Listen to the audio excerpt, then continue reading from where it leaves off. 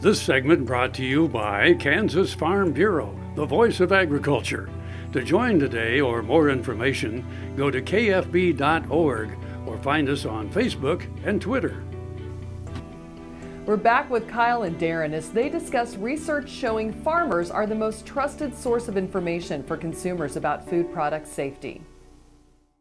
Hi, this is Kyle Bauer from New Orleans visiting with Darren Wallace. He is with Bear Crop Science.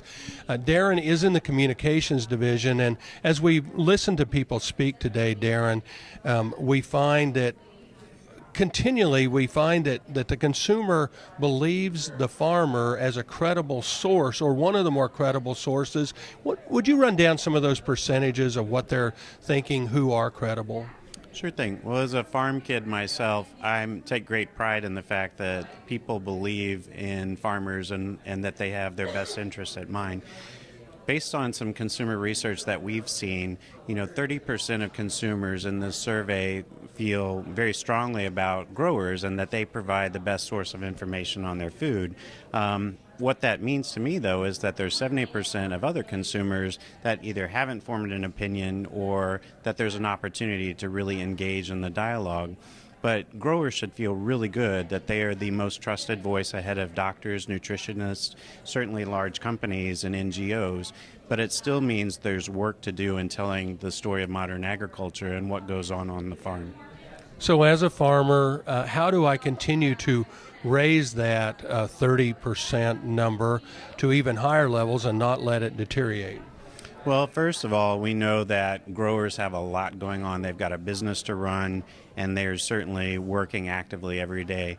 But increasingly, we know that engaging with the public is just as important as making seed decisions or chemical decisions on their farm.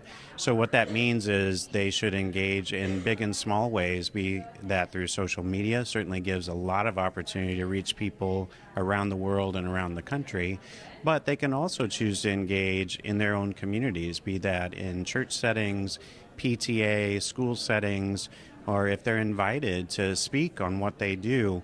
Agriculture needs to throw open the farm gate and the barn doors across the spectrum and really welcome people in to understand what's going on their fields and in their farms. And I think that's a critical conversation for the 2% of people that produce food, for the other 98% to continue that education drumbeat.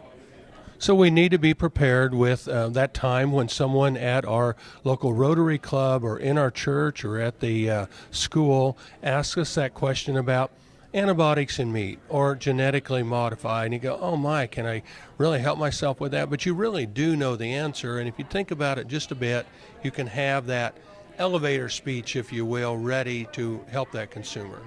Absolutely. I think what's most important is really listening to people and their questions first and really understanding where they come from. So if people are asking questions about genetic modification or the use of pesticides or insecticides, really understanding and asking more questions first, and then perhaps responding, not so much with facts and statistics, but, well, here's how I think about it on my farm, or here's why I make the choices that I do, and really acknowledging what we know today, which is that as a grower, there's no one more interested in the stewardship and the longevity of my land than me.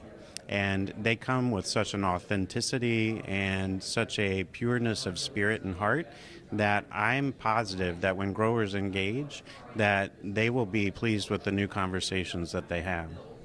We're visiting with Darren Wallace. He is with Bear Crop Science. This is Kyle Bauer reporting. Back to you, Jamie.